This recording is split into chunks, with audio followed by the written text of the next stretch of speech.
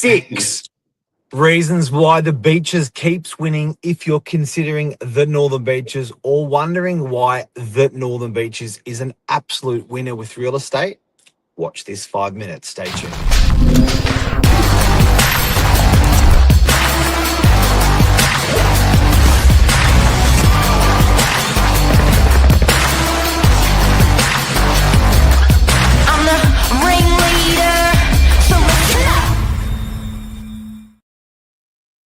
Good morning, Mr. Wabshot. How are you this morning? Good, Mr. Novak. How are you? Very good, very good, very good. Now, we sat in our sales meeting yesterday and went around the room talking about the future of the next 3, 6, 9 months of real estate on the Northern Beaches, and there was some firm thoughts in the room. Yeah, definitely. With obviously the latest update yesterday, a 0.25 basis point increase in interest rates, and obviously navigating this landscape with the war going on in Iran and the headlines affect, in front of your sellers and buyers. So definitely an interesting landscape to navigate at the moment. I was in the car park this morning and a guy, Kian, said to me, he goes, "Mate, interest rates are up. Now it's time to buy." And I was like, the last time interest rates went up 13%, the prices went up at the same time. And he looked at me and I said, "Inflation up means economy's strong." And he goes, "Yep." I go, "Rates up means economy's strong." He goes, "Yep." And I was like, the future's bright for property. Yeah, definitely. It's well, as they say, if your price of your coffee's going up, well, so is your house. So don't cry too much. I know that Interesting. you're getting used to the $6-7 coffees these days, but yeah, no, it's definitely. Well, I think we've said over a couple of episodes, this is where we're in a buyer's market, and this is an opportunity for buyers not to miss, where deals that could have been previously quite competitive, maybe campaigns have got 1 or 2 genuine buyers that are interested in the property. It's a chance to snag up a deal, and what better place to invest in and put your money down than the Northern Beaches? And it's not cheap, but it is good. It is quality. And last night I was looking online at different parts of Sydney for our kids, and I was thinking, like, what about here? What about here? What about there? And one of the districts I looked at was Eastern Suburbs. I was very surprised how close DY prices were to Eastern Suburbs prices. I was actually shocked. And that's this morning what we wanted to talk about, the 6 reasons the Beaches keeps winning. Because at the moment, there's 6 core reasons why it's going to continue to actually go bananas. What's reason number 1? Geography, and then obviously land supply being one. Obviously, we're bordered by the ocean. There's no additional supply there. We've got the national park that wraps up behind us. So you're really boxed in terms of, there really is no further land release or supply there. So you're very constrained. You've got a harbour, a national park, and an ocean boxing it in. It's geographically bloody constrained, which is awesome. Exactly. And when you start to compare that with your places out at Glenmore Park, etc., a lot of people thought that, hey, go invest near the new airport out there. That's your next big growth pocket.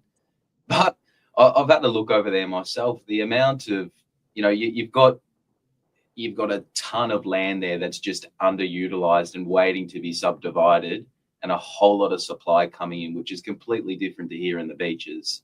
So I can't say the word unlimited, but I want to say the word unlimited. What's number 2 on our list? Over the last 40 years, Beaches property has compoundly grown at an 8.5% margin every year, almost doubling every 8-9 years. The last 40 years. 40 years. And I've always wondered what that percentage is, boys and girls. That is the number, 8.5 compounded.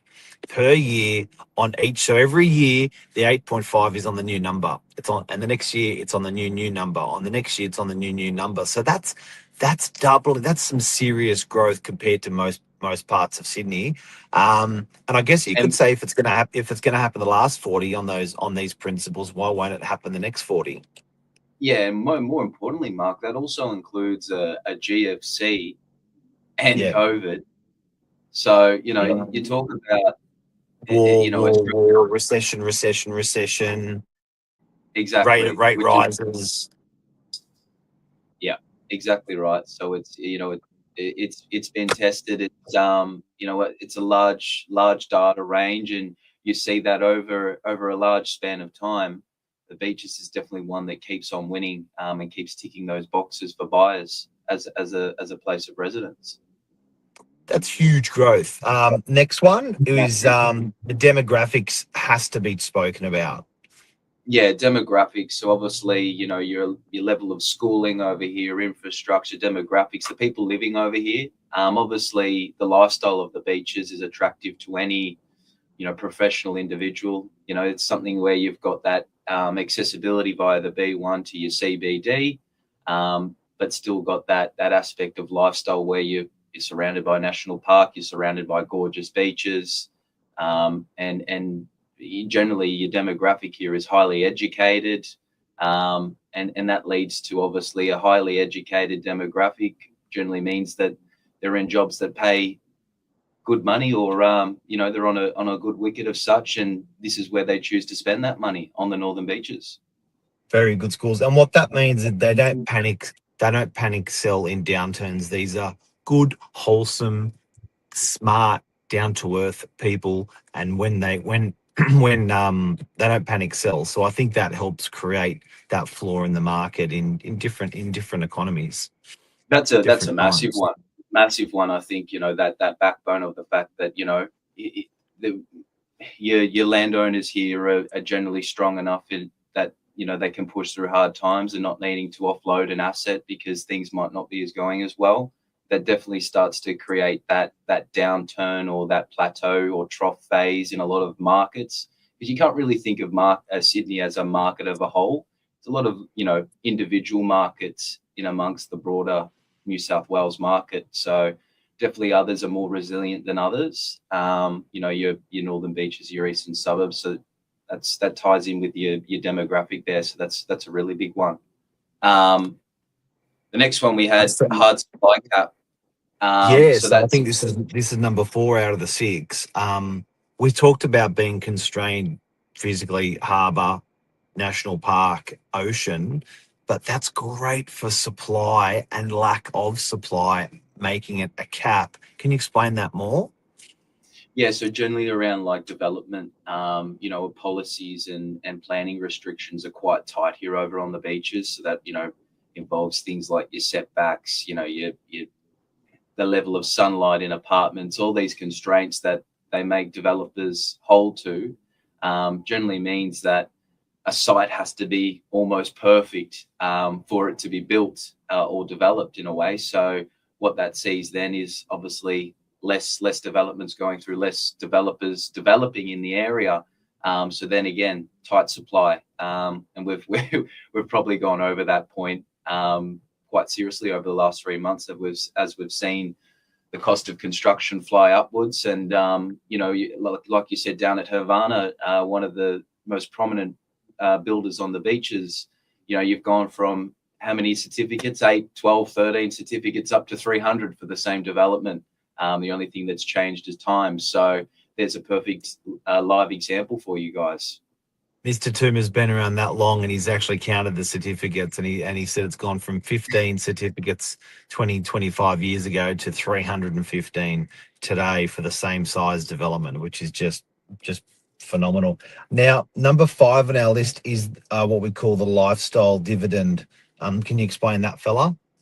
Because that's a big commodity. Yeah, obviously it's what the beaches offers. It's the lifestyle, it's the community, it's the beaches, it's the funky cafes down at Freshwater, Manly. It's the facilities for sports, it's the parklands, it's the walks along you know, your ocean front. It's the walks through the national park. It really is a lifestyle. You know, you can't be anywhere and get what you get here down on the beaches. So I think that's a big dividend. And as we, you know, it's that shift. You know, I generally see it. I've got entry level homes that around that sort of 2.5 mark, and a lot of the people I'm actually speaking to are people from out west wanting to make the move over. You know, they say, look, It's you a know, trade I'm up out- destination. yeah, definitely. You know, because they're almost looking at a house at the same price level. They're thinking, hang on, I'm not going to go and spend 2.5, 3 million back Beaches. here. Let's Yeah. take something that's a little bit less finished and make the move. So that's always an active point, the lifestyle, and we're very lucky here on the beaches. I think we've got, you know, COVID and stuff like that, that remote working to thank for that, where people can actually do that trade and go, you know what, I don't need to be 5 minutes from a train line. I can actually work from home a couple of days a week and it gets them there. Final one before we go, we want to speak about there's a little bit of infrastructure that's gone in that a lot of burbs in Sydney have not received. Tell us about that. That's going to help us with pricing as well, yeah? Yeah, definitely. Well, whenever we see, you know, no matter what market it is, if there's a big investment into the infrastructure in any suburb, generally you start to see other investment follow. I remember, Mark, you mentioned when we were selling up at French's Forest, one of the builders over the road from the school he mentioned that he's actually got a group of mates that follow him around to his new projects. He does a lot of the schools and government work, and he's got a group of investors that actually follow him around and buy property wherever his next development is, because generally that's where an influx of spending on infrastructure happens.